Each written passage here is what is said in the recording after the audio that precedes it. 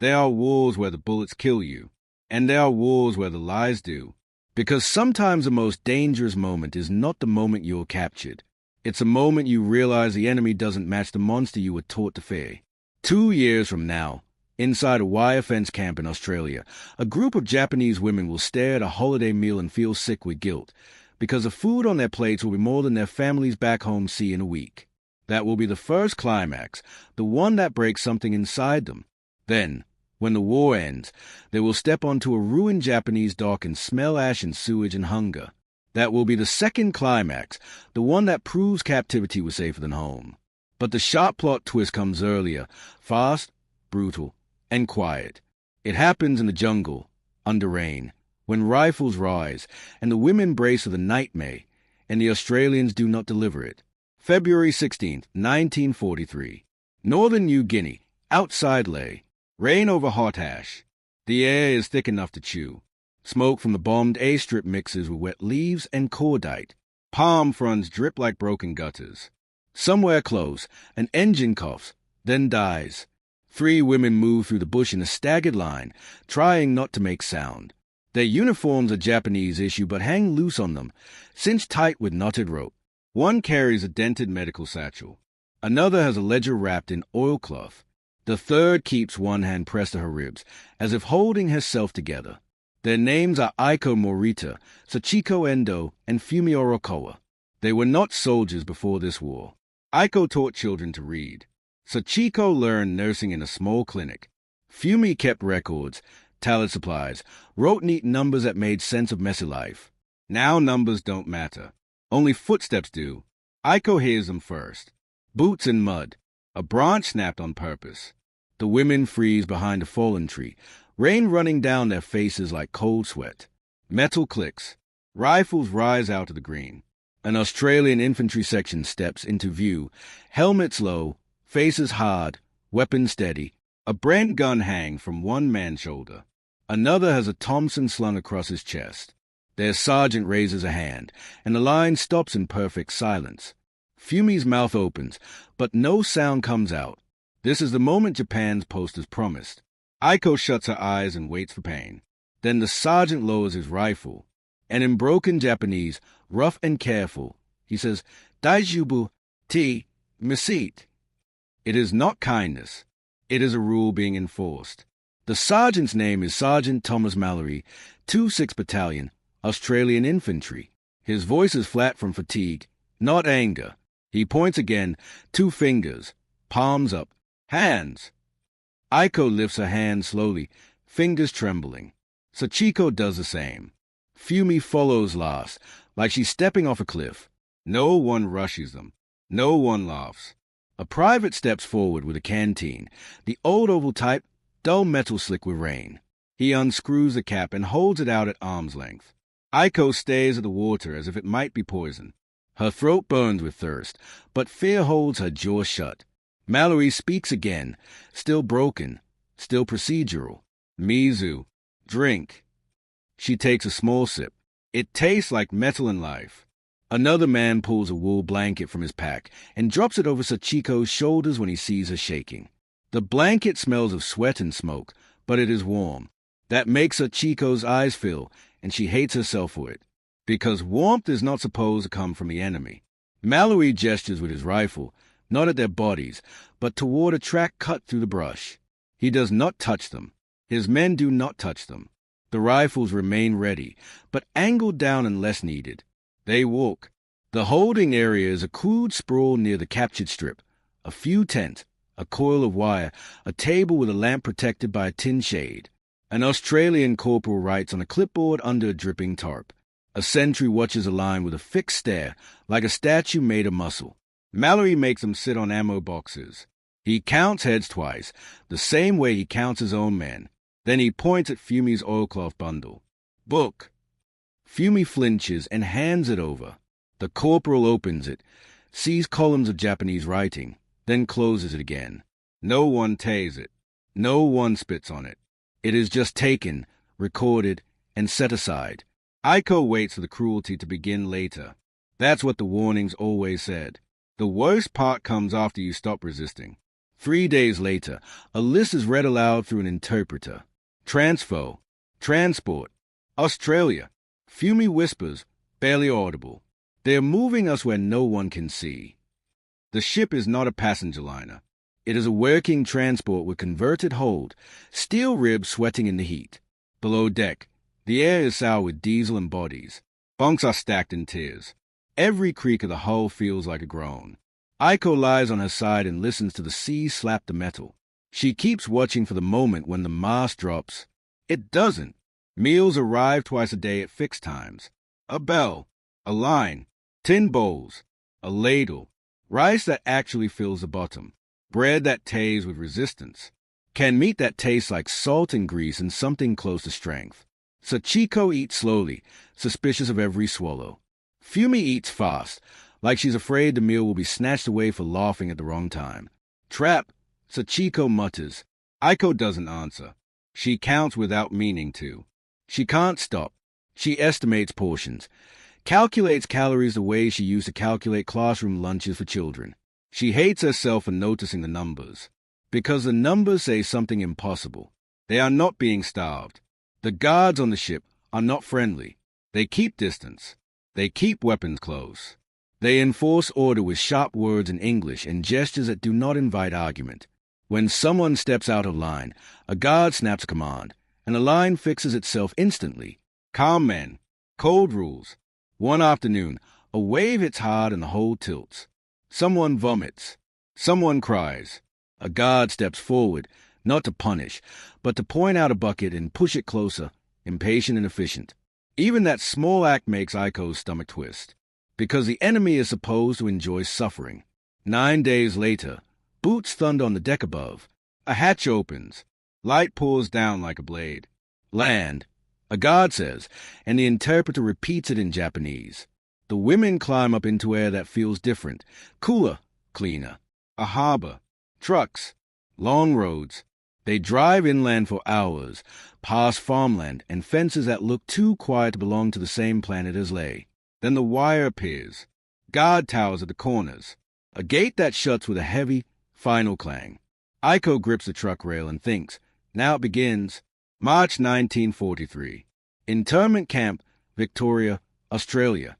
Cold morning, flatland. The wind has teeth here. It cuts through thin cloth and finds bone. The women stand in a line while their breath turns white. The camp looks like what they feared from a distance. Wire fences layered like spiderwebs, watchtowers, armed guards, locked gates. Then the truck rolls forward and the inside of the fence comes into view. White-painted cottages in rows. Garden plots between buildings. A narrow path stamped flat by feet. A child swing set off to one side, moving slightly in the wind, empty but real. Aiko blinks hard, as if she's misreading the scene. A British-style officer with a clipboard reads out names and assigns housing. An interpreter repeats everything in careful Japanese. Rules come like stones, one by one. No one leaves the camp. Roll call twice a day. Within the fence, movement is permitted. Work assignments exist. Medical clinic available. Religious practice allowed. Mail allowed under censorship. It is not freedom. It is not comfort. It is control.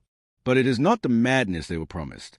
Then a stack of small cards is handed out, one per prisoner. Ration cards, printed with measured allowances, clean numbers, clean ink. Fumi holds hers like it might burn. Sachiko's eyes flick over the lines and stop.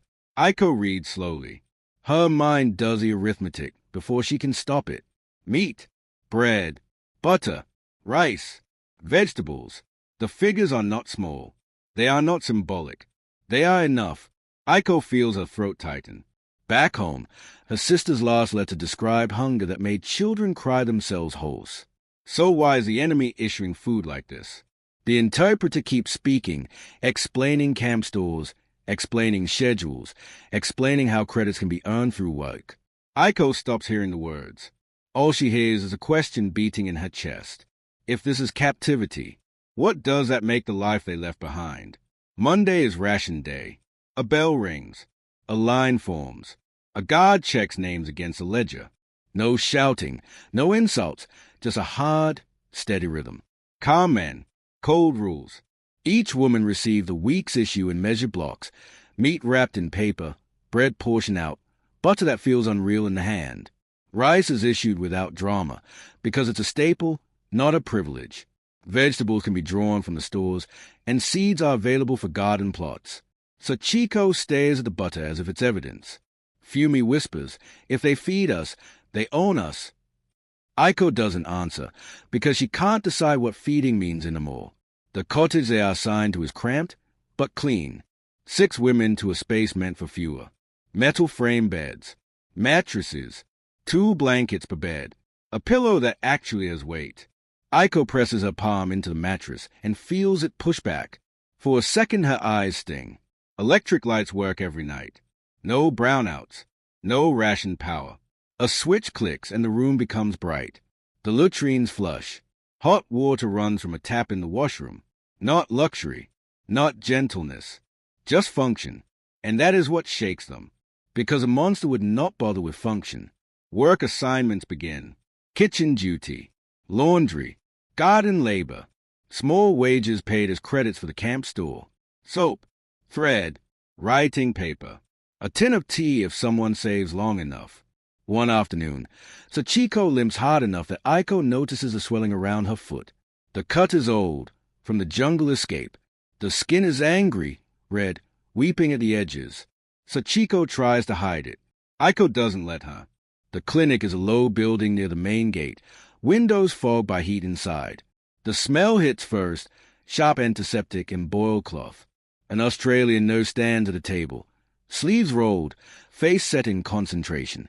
She looks up, sees a foot, and gestures toward a chair. Sachiko's breathing goes fast. She grips the chair arms like she expects the room to turn violent. The nurse cleans a wound with iodine. The sting makes Sachiko flinch, and the nurse doesn't apologize. She just works. Then the nurse reaches for a glass vial and a syringe. Sachiko goes pale. Aiko's stomach drops. Fumi whispers, "Here." Now it starts. And if you want the truth that comes after this, subscribe now that if you won't, comment while you're staying on the outside. The Australian nurse doesn't smile. She doesn't glare either. She just nods once, like a mechanic about to fix a broken part. The interpreter says a word slowly in Japanese, stumbling over syllables. A new medicine. A drug the Australians are using now. It fights infection. Sachiko shakes her head, because her whole body is trained to hear enemy and translate it into harm. The needle goes in. She braces for punishment. Instead, the nurse tapes gauze over the cut, tight and clean, then points at the door with 2 fingers. Back in 2 days, the interpreter says. 2 days later, the swelling has eased. The heat in the skin has cooled. The yellow seep is less. Sachiko stares at her own foot like it belongs to someone else. Aiko watches a change and feels something worse than fear start to rise. Because if the enemy can heal you, then the story you carried into the jungle was never protection. It was a cage. A white truck arrives one afternoon with a red cross painted on its side. The camp shifts instantly. Guards straighten. Doors open. Clipboards appear. Inspectors walk through the cottages, the kitchens, the clinic. They ask questions privately. They look into storerooms. They write down everything. No one blocks them. No one rushes them. No one hides anything. That night, the women whisper until the lights go out. If the Australians were monsters, why invite witnesses? Then the mail day comes. Every 2 weeks, prisoners can write home. The letters are checked. Lines about military things vanish under black ink. Personal words survive. Aiko writes 3 sentences to her sister. Alive. Safe. Treated fairly. Weeks later, a reply arrives. Her sister's handwriting trembles across the page. Hunger. Cold. Bombing. Neighbors disappearing. Children growing quiet. Aiko folds the letter and holds it to her chest. Her guilt arrives like a bruise you can't stop pressing. December 1944. The camp announces a special meal. Not a celebration. A schedule, but the food that appears feels like a different world. Roast meat. Bread thick enough to tear. Potatoes drenched in gravy. Butter that melts on contact. Aiko eats slowly, and every bite tastes like wrongness, because she can picture her sister counting rice grains back home. After the meal, guards walk through the family huts with small parcels for children. Simple toys, picture books, hard candies. One gray-haired guard kneels to pass a stuffed animal to a little girl. The girl hugs it instantly. The guard nods once, like the moment is ordinary. Aiko turns away and wipes her face with her sleeve, angry at herself for crying. That night she lies awake, staring at the ceiling, and the question finally stops being avoidable. If these men are calm, and their rules are cold but fair, then who taught her to fear them? August 1945. A loudspeaker crackles. The interpreter's voice shakes. The war is over. Some women collapse into tears. Others sit still, as if their bodies refuse to believe it. Repatriation takes months. Lists, paperwork, ships scheduled like cargo. When the day comes, Aiko packs almost nothing. But she wraps a small bundle of seeds from the camp gardening cloth and hides it deep in her bag. She can't explain why. It's not hope. It's proof. On the ship home, the food is plain and limited. Still, it's more than what the letters described. The women speak quietly at night about what waits for them. Aiko keeps seeing two images in her mind. Wire fences in Australia, and open streets in Japan that sound like hunger. She realizes she's afraid of home.